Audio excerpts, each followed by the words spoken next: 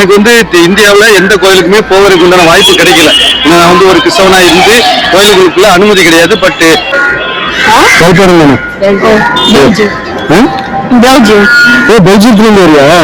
விஞ்ஞானபுரம் அப்படின்னு ஒரு கோயில் 50 டன்னு, அப்ப 50,000 கிலோ சோறு வந்திருக்கு பாருங்க. கொட்டை அரிசி சாப்பாடு, சோறு, குழம்பு, அடுத்தது பருப்பாக்கா பருப்பு.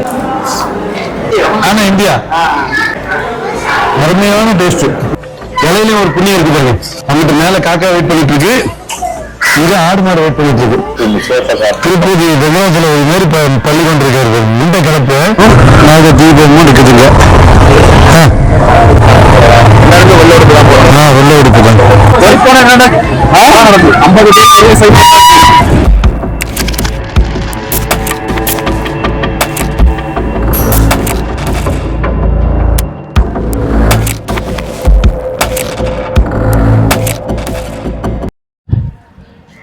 காய்ஸ், இப்போ நம்ம ஸ்ரீலங்காவில் இருக்கிற நைனா தீவு அப்படிங்கிற ஒரு தீவில் இருக்குங்க. இந்த தீவில் நாக பூரணி அம்பாள் அப்படின்னு சொல்லிட்டு ஒரு பெரிய பிரம்மாண்டமான ஒரு அம்பாள் கோயில் இருக்குது, அம்மன் கோயில் பார்த்துக்கிடுங்க. இந்த கோயிலுக்கு, இந்த தீவுக்கு வர்றதே நம்ம வந்து ஃபெரியில் நம்ம பைக்கையும் நம்மளையும் ஏற்றிக்கிட்டு தான் இங்கே வருவாங்க. வேறு ரோட்டில் வழி கிடையாது. தீவு தனியாக கடலுக்குள்ளே இருக்குது இந்த கோயிலுக்குள்ளே வர்றது எல்லாமே. ஸோ இந்த கோயிலை பார்த்தீங்கன்னா ஒரு வித்தியாசமான ஒரு அமைப்பில் இருக்குது. ராஜகோபுரம் மிகப்பெரிய அளவில் உயரத்தில் இருக்குது.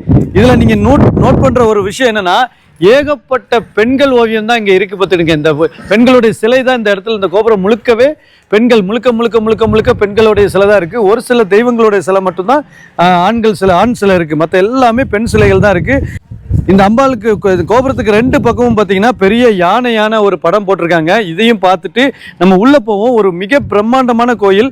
இந்த கோயில் நம்ம இலங்கையில் இருக்க யாழ்ப்பாணத்திலேருந்து குறைஞ்சது ஒரு 35 கிலோமீட்டர் நீங்கள் இப்போ வாகனத்துலேயும் இல்லைனா அதுக்கப்புறம் ஃபெரிலையும் வந்து சேர முடியும். ஃபெரி வந்து பார்த்தீங்கன்னா ஒரு ஆளுக்கு 80 ரூபா சார்ஜ் பண்ணுறாங்க ஒரு ஆளுக்கு. அது நீங்கள் இந்தியனாக இருக்கலாம், ஃபாரின்காரனாக இருக்கலாம், யாருனாலும் 80 ரூபா சார்ஜ். நாங்கள் பைக்கை எடுத்துகிட்டு வந்தோம், அதுக்கு 100 ரூபா சார்ஜ். இந்த மாதிரி நம்ம கொடுத்துட்டு இங்கே வந்தோம்னாச்சுன்னா இங்கே அக்சஸ் பண்ணலாம். நாங்கள் வந்திருக்கிற டைம் பார்த்தீங்கன்னா 1:15 மணி. இப்போ வந்து பார்த்தீங்கன்னா பூஜை முடிஞ்சதுக்கப்புறம் இங்கே அன்னதானம் போடுறாங்க. இது இங்கே இந்த கோயிலில் நடக்கிற மிகப்பெரிய ஒரு விசேஷமான ஒரு விஷயம். இந்த அன்னதான சாப்பாடு வந்து மிக அருமையான சுவையில் தான் இருக்குமா. அதையும் நாங்கள் சாப்பிட்றதுக்கு தான் வந்திருக்கோம். வாங்க உள்ளே போய் இந்த கோயில் எப்படி இருக்குது என்னங்கிறதுல நான் காட்டுறேன். வாங்க. கோயிலுடைய 2 பிரகாரமே வந்து பயங்கர பெரிய கதவு இருக்குது பாருங்க. அந்த காலத்தில் இருக்கிற மாதிரி பெரிய கதவு, நீளமான உயரமான கதவு. இந்த கதவுடைய ஒவ்வொரு பகுதியிலுமே கூட இந்த கோயிலை கட்டப்பட்ட வரலாறு மாதிரியான கடல் சார்ந்த போட்டு இந்த மாதிரி சார்ந்த ஒரு விஷயம் பண்ணிட்டு இருக்காங்க. இந்த நாகபூசணி அம்மனுடைய வரலாறுமே இந்த ஃபுல் கதவுலையும் இருக்குது. அது இந்த சின்ன இந்த 1 2 3 4 5 அடுக்கு வரைக்கும் அந்த வரலாறு இல்லை. அதுக்கு மேலே உள்ள எல்லாத்துலேயுமே அந்த வரலாறு போட்டிருக்காங்க. இங்கே வந்து பார்த்தீங்கன்னா தீச்சட்டி தூக்கி அவங்க அது உங்களுடைய வேண்டுதல்களை நிறைவேற்றுறாங்க. நந்தி, பெரிய நந்தி இருக்குது. நம்ம என்ட்ரன்ஸ் ஆன உடனே பெண்கள் வந்து வழிபடுறதுல முக்கியமான ஒரு கோயிலாக இருக்குது. இதில் கம்ப்ளீட்டாக இவங்க தீச்சட்டி தூக்கி அந்த அவங்களுடைய வேண்டுதல் எல்லாத்தையும் நிறைவேற்றுறாங்க. உள் பிரகாரம் வந்து ரொம்ப மிகப்பெரிய அளவில் இருக்குது. தேர் இருக்குது. இது வந்து பெரிய தேரும் வந்து உள் பிரகாரத்தில் மட்டும்தான் ஓடுற அளவில் வச்சுருக்குறாங்க. நம்ம கோயிலுக்குள்ளே வந்து நம்ம வீடியோ எடுக்கக்கூடாது. அதனால கோயில் சுற்றுப்பிரகாரம் சுற்றி எல்லாத்தையுமே நான் உங்களுக்கு காட்டுறேன். ஒரு வெளிர் மஞ்சள் நிறத்துலையும் சிவப்பு கலர்லையும் இந்த கோயில் அமையப்பட்டிருக்கு.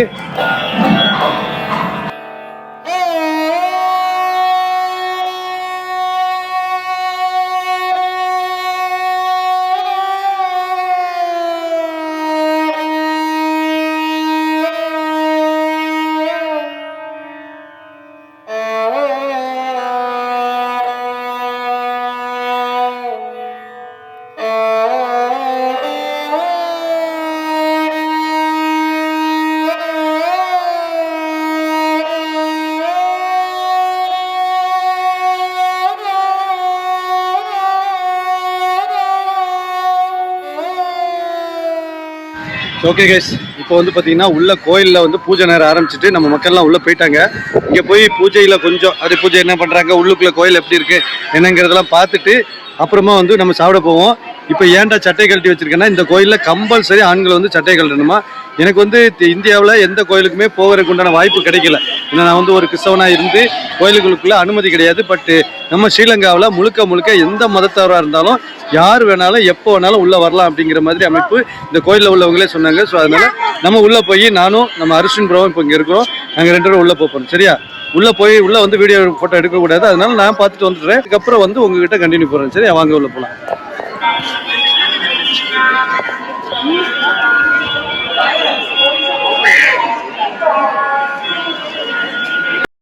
இங்கே கோயிலில் ஒரு குட்டி பயிலுங்க நம்ம சேனலை பார்த்துட்டு கேட்டாங்க. அதான் சொல்லியிருக்கேன். காயல் ரைடர் பார்த்து காட்டிட்டியா? ஓ சூப்பர். என்ன பேர்? பவிஷ். ஓ சூப்பர். இங்கே ஹெல்ப் பண்ணும் தானே? ஹெல்ப் பண்ணும் தானே? ஓ பெல்ஜியத்துலேருந்து வரியா? சூப்பர். அது எங்கள் கூட ஒருத்தர் அவர் யாரு? பெல்ஜியம் தானே? பெல்ஜியத்துலேருந்து தான் வந்திருக்காரு. அவர் தான் எங்களை இன்வைட் பண்ணார். அவரும் 17 வருஷம் கழிச்சு இங்கே இலங்கைக்கு வந்திருக்காரு. ஸோ எங்களை இன்வைட் பண்ணார். நாங்கள் பைக் ரைடா இங்கே வந்து ஃபுல்லாக பைக் ஓட்டிட்டு இருக்கோம். சூப்பர். ஓ தேங்க்யூ ஃபாலோ பண்ணுங்க. சரி ஓகே கைஸ், நானும் வந்து ஜெஸ்ஸி ப்ரோவும் உள்ளே போயிட்டு வந்துட்டோம். சாரி அரிஸ்டின் ப்ரோவும் உள்ளே போயிட்டு வந்துட்டோம். உள்ளே வந்து கரெக்டாக நாங்கள் வெளியே வரோம். கதவை சாத்திட்டாங்க. ஏன்னா வந்து 12 மணி பூஜை, 12 மணி முடிஞ்சு கொஞ்சம் நேரம் தான் இருந்துச்சு. நாங்கள் அதுக்குள்ளே விளையாடி லேட் ஆனதுல லேட் ஆயிடுச்சு. நல்லா பார்த்துட்டு வந்தோம். உள்ள பிரம்மாண்டமாக கட்டியிருக்காங்க. இது வந்து பார்த்தீங்கன்னா ஸ்தல வரலாறு நல்ல அற்புதமாக இருக்குது. இப்போ நம்ம இந்தியாவில் அங்கங்கே எல்லா இடத்துல அம்மன் கோயில் இருக்கு இல்லையா, சக்தி பீடங்கள். அதில் ஒரு சக்தி பீடமாக இந்த கோயில் இருக்குது. ஸோ அதனால கண்டிப்பாக இந்தியாவில் இருக்கிற அம்மன் கோயில்கள், ஓம் சக்தி பீடங்கள் விரும்புகிற யாருமே இருந்தாலும் நீங்கள் கண்டிப்பாக ட்ரை பண்ணுங்கள். யாழ்ப்பாணத்தில் வந்துட்டு போகிறதெல்லாம் பெரிய காசுலாம் கிடையாது. திருச்சியிலேருந்து யாழ்ப்பாணத்துக்கு 6000 ரூபா டிக்கெட்டு, 5000 ரூபா டிக்கெட்லாம் இருக்குது. இப்போ வந்து பார்த்தீங்கன்னா நம்ம ஃபெரி கூட ஓடுது. நாகப்பட்டினத்துலேருந்து காங்கேசன் துறைமுகத்துக்கு 3500 ரூபா தான். வந்துட்டு போகிறதுக்கு குறைஞ்சது ஒரு 15000 ரூபா இருந்துட்டா போதும். நீங்கள் அழகாக யாழ்ப்பாணத்தில் வந்துட்டு இந்த கோயிலெலாம் வந்துட்டு போகலாம். நீங்கள் வெறும் 15000 ரூபா இருந்தால் இந்த நாகபூசணி கோயிலுக்கெல்லாம் வந்துட்டு போகலாம். கண்டிப்பாக ரொம்ப அம்மன் மேலே பக்தி இருக்கிறவங்க ட்ரை பண்ணுங்க. சரியா? ஸோ நாங்கள் இங்கேருந்து அடுத்து சாப்பிட போகிறோம்.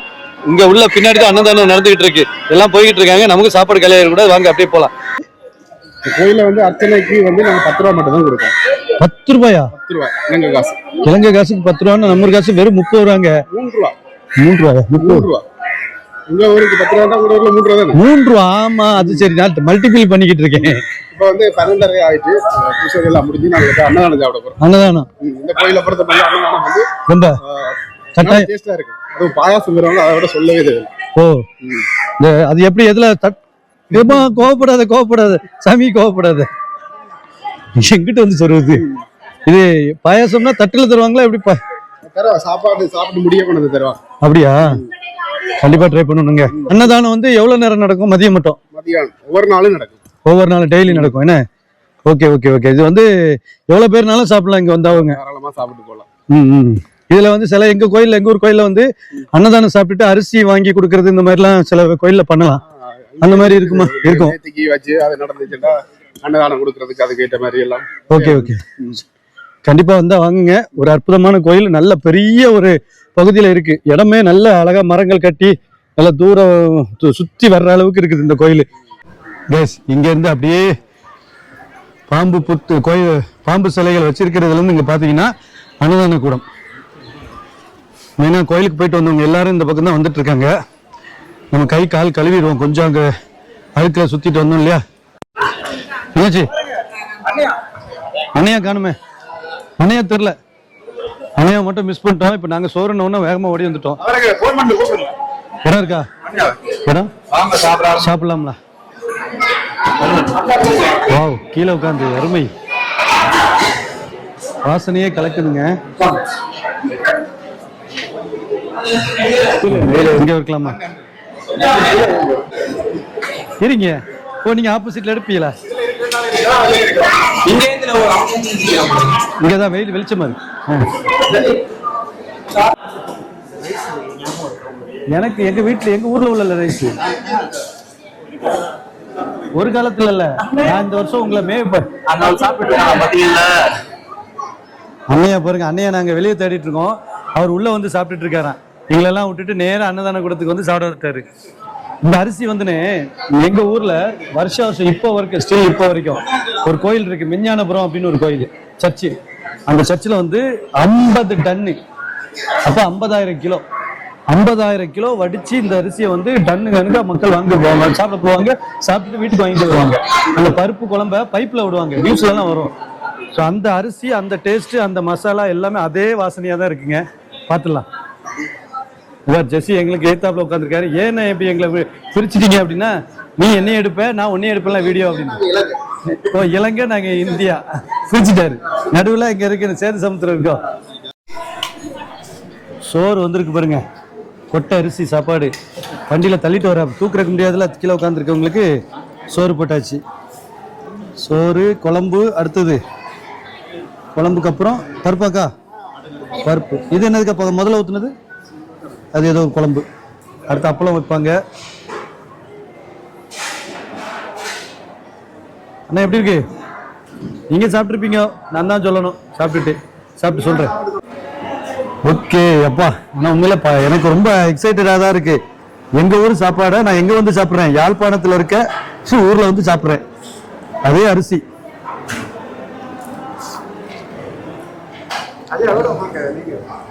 அமிர்தமா இருக்கு. என்னன்னு? ஆனா இந்தியா, தமிழ்நாடுண்ணா ஏன்னா இருக்குன்னு என் கிராமம்லாம், நாங்க திருச்செந்தூர், அங்கெல்லாம் இதான் பாவிக்கிறோம். இந்த அரிசி எல்லா வீட்லயும் உண்டு. கிடையாது, கோயில் எல்லாம் இந்த அரிசி தான் போடுவாங்க. அங்க சம்பா அரிசி வீட்டுல செய்வாங்க, ஏன்னா இது வடிக்கிறதுக்கு நேரம் ஆகும்ல, அதனால வீட்டுல டெய்லி பாவிக்க இயலாது. நல்ல டேஸ்ட், உண்மையில அருமையான டேஸ்ட். 3 விதமான குழம்பு ஊத்திருக்காங்க. எனக்கு அப்பளம் வரல, வருதா? அப்பளம் வந்துட்டு இருக்கான்.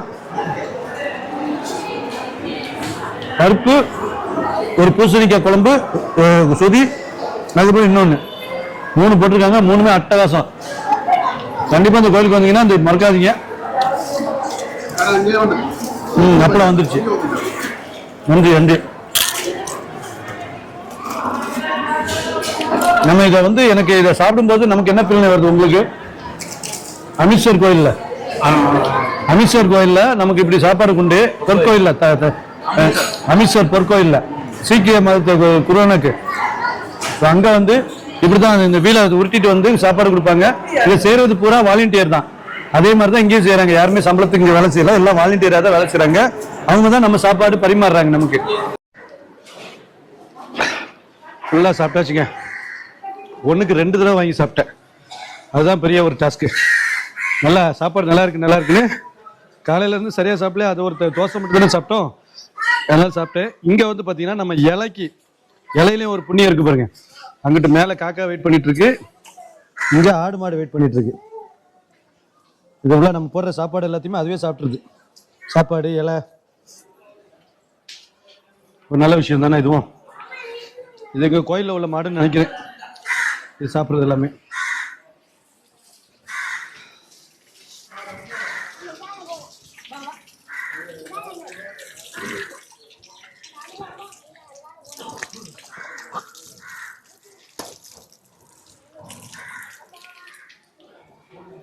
சாப்பா பூரண சாப்பாடு. ஆமா, கொப்பளித்தன், உப்பில் கொப்பளிப்பது நல்லது. சரி, அடுத்து எங்க போகணும்னு மட்டும் சொல்லிடாதீங்க. இங்க பாருங்க, என் கண்ணு பாதி தான் இருக்கு. நிறைவா சாப்பிட்டதுனால கண்ணு குறைவா தெரியுது. அதனால ஏதாவது மரத்தடி, நல்ல மரத்தடி கிட்ட சுத்தி இருக்கு, எங்கேயாவது படுத்துருவோமா இல்ல கூட்டு தான் போயிடும்? 2 நாள் தான். எத்தனை 2 நாள்னு ஒண்ணு கை காட்டுறியா? ஒண்ணுதான் தெரியுது எனக்கு. நாட்கள் கம்மியா இருக்கு, நேரம் கம்மியா இருக்கு. இருந்தாலும் கொஞ்சம் ரெஸ்ட் எடுத்து, ஒரு 1/2 மணி நேரம் ரெஸ்ட் எடுத்துட்டு கிளம்பும். வந்திருக்கிறது வெளிநாட்டுக்கு. ஒரு கோயிலுக்கு கூட்டிட்டு வந்தா நல்லா உள்ள சுத்தி பார்த்துட்டு, மனுஷன் திருப்பதி வெங்கடாசலபதி மாதிரி பள்ளி கொண்டிருக்காரு பாருங்க. உண்டை கலப்பு நல்ல ஆளுங்க. வந்திருக்க டூருக்கு வந்திருக்கோமே அப்படின்ற ஒரு எண்ணமா இருக்காதா? உள்ளூர் மாதிரியே ஓட்டி சாப்பிட்டா 10 நிமிஷம் படுக்கணும். அதான் மனுஷனுக்கு அழகு. இல்லன்னா அந்த வாழ்க்கையே நிம்மதி இல்லாத வாழ்க்கை. என்ன சாப்பிட்டா கொஞ்ச நேரம் படுக்கணும். தத்துவம் பாரு, அழகா சொல்றாரு. யாரோ என்னன்னு கேட்டு தெரிஞ்சுக்கிறீங்க. அடுத்து படுக்க வந்துட்டாரு அவரு.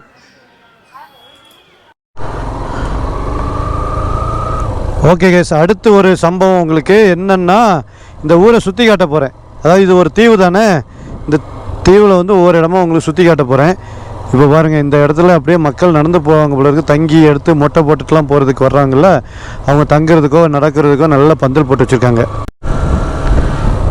இப்போ வந்து பார்த்திங்கன்னா இங்கே 3 விதமான மடங்கள்லாம் அன்னதான மடம் இருக்குதாங்க. அந்த மடத்தில் வந்து மற்ற மடத்துலலாம் திருவிழா காலத்தில் மட்டும் தான் சாப்பாடு போடுவாங்க. இங்கே கோயிலுக்குள்ளே இருக்கிற மடத்தில் தான் டெய்லி சாப்பாடு. மற்ற மடங்கள்லாம் திருவிழா காலத்தில் ஜெயன்னு இருக்கும். இது நாகதீய பூஜை நகர பகுதி. இது வந்து பார்த்திங்கன்னா பௌத்தர்களுடைய விகாரை இருக்கிற இடம். இங்கே வந்து விகாரைன்னு சொல்கிறாங்க, நம்ம புத்த மடம்னு சொல்லுவோம் இல்லையா, அந்த இடம்.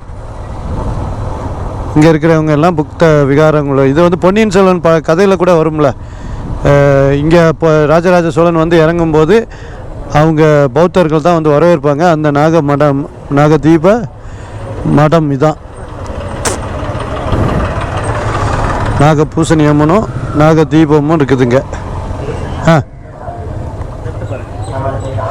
ஸ்பீச் நடக்குது. ஒரு பெரிய ஒரு இது ஸ்பீச் கொடுத்துட்ருக்காரு. எல்லாருமே வெள்ளை உடுப்பு தான் போடுறாங்க. வெள்ளை உடுப்பு தான். இவங்க வந்து நார்மலாக அவங்கள சாமி கோயிலுக்கு வர்றவங்க.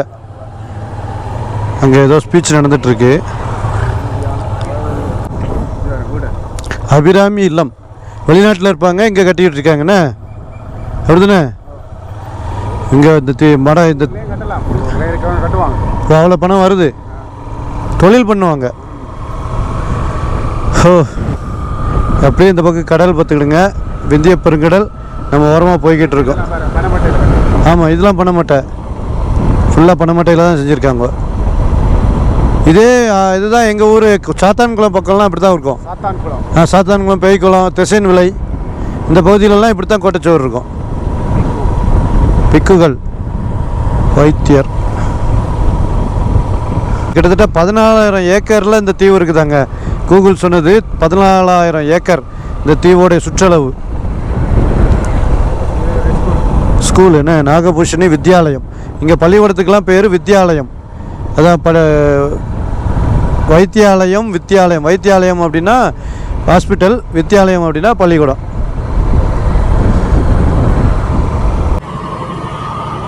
இந்த தீவுக்கு கரண்ட்டு வந்து ஃபுல்லாக கடல் வழியாக சப்ளை இல்லைங்க. கரண்ட்டு தயாரிக்கிற இடம் பாருங்க, ஜென்ரேட்டர், டீசல் ஜென்ரேட்டர் போட்டு, இந்த ஜென்ரேட்டர் தான் இந்த ஊர் ஃபுல்லாகவே சப்ளை ஆகுது கரண்ட்டு. ஓப்பா, அவ்வளோ பெரிய ஜென்ரேட்டர் உள்ளே இருக்குது.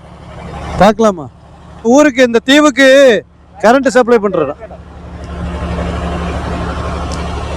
இந்த தீவுக்கு கரண்ட் சப்ளை பண்ணுற இடம்.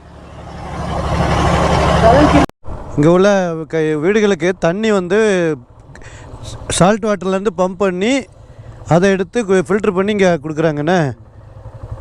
ஃபில்ட்ரு பண்ணுற இடம். நீர் உப்பு தண்ணியை நல்ல தண்ணி ஆக்கி PE+ன்னு சொல்லிட்டு உப்பு தண்ணி நல்ல தண்ணியாங்கிற. இது வந்து இந்த நைனா தீவோட ஹார்பர், மீன்பிடி துறைமுகம். அதான் சொல்கிறேன், மீன்பிடி துறைமுகம். இங்கே உள்ள ஒரு பெரிய கோயில் இருக்குது பார்த்தீங்களா? இங்கே உள்ள கோயிலில் இந்த கலர் தான், மஞ்சள் இது சிவப்பு, இந்த கலர் கலந்து இருக்குது.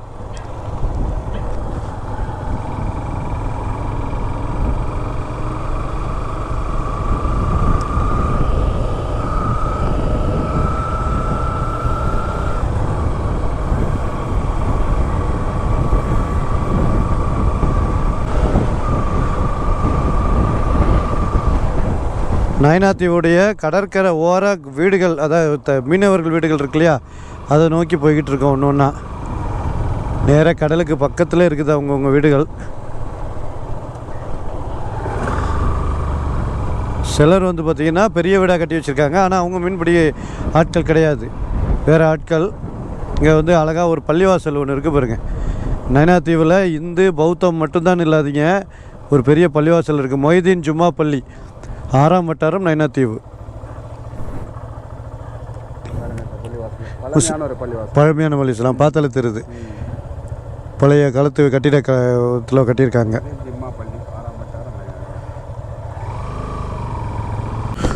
தமிழ்நாட்டிலேருந்து வந்திருக்கிறோம் இந்த ஊரை பற்றி தெரிஞ்சு கொள்றதுக்கு.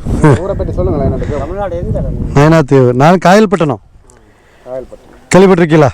இல்லை, தமிழ்நாடு ராமேஸ்வரத்துக்கு ராமேஸ்வரம் பக்கத்தில் ஆமாம். இங்கே வந்து பஸ் பழுதாக போயிட்டு போயிருக்கு. ஓ பஸ்ஸு இங்கே நைனாதியில் இந்த தீவில் வந்தால் ஒரு பஸ் தான் ஓடும். ஆனால் பழுதா 2-3 நாள் செல்லு ஒரு பஸ் தான் ஓடுமா? ஒரு பஸ் தான் ஓடும். நான் அம்மாளாச்சி கோவிலில் இருந்து நடந்து வந்தேன் நான். இப்போ இதில் இருக்கிறேன். யார் வந்தால் முகூர்த்தத்தில் வந்தால் ஏற்றிக்கிட்டு போவாங்கன்ட்டு இருக்கு.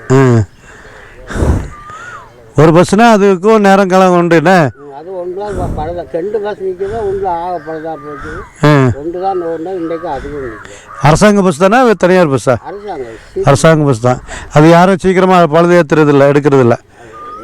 அங்கேருந்து அந்த கோயில் அடி மட்டும் பெரிய மட்டும் போயிட்டு திரும்பி வரும். நீங்கள் வந்தீங்க கோயில் அது எப்படி போவீங்க அந்த உங்கள் ஊருக்கு? எங்களோட ஊருக்கு இதில் இருந்து டோங்கியில் போய் போட்டில் இருந்து குருவட்டான் பஸ்ஸுக்கு போய் அராலியில் இறங்கி 77 பஸ் வரும். அதில் போயிடுவீங்க. எப்படின்னா 2 மணி நேரம் நினைக்கலாம். 2-2.5 மணி நேரம் 2 மணி நேரம் ஆகும். கொஞ்சம் தூரம் போகிறதுக்கு ஒரு 20 கிலோமீட்டர் வரும். அராலி வரும். எங்களோட ஊர் பிடிச்சி கொடுக்குது அவங்களுக்கு. அதெல்லாம் புரியுது. அதான் எங்கள் ராமேஸ்வரம் கல்பட்டினத்துலலாம் இப்படி தான் கொஞ்சம் கிட்டத்தட்ட பேசுவாங்க. அதனால் புரியும். பிடிச்சிருக்காண்டு கேட்குறாரு இந்த ஊரை. ஓ அப்படியா? அது பிடிச்சிருக்கு. அது எப்படி பிடிக்காம போவோம்? நல்ல ஊர். அதுவும் இந்த மாதிரி தீவுலாம் நல்லா இருக்குது. இல்லை வசதி வாய்ப்புகள் தான் குறைவு, வாகன போக்குவரத்து. மற்றபடி நல்லா இருக்குது ஊர்.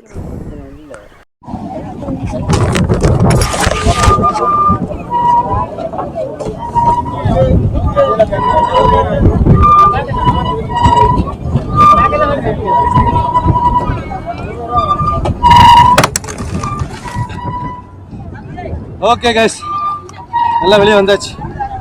அங்கே போயிட்டு அந்த கோயிலை போய் பார்த்துட்டு சேஃபாக வெளியே வந்தாச்சு. ஆனால் வர்றதுக்கு முன்னாடி பயங்கர ஒரு டாஸ்காக தான் இருந்துச்சு.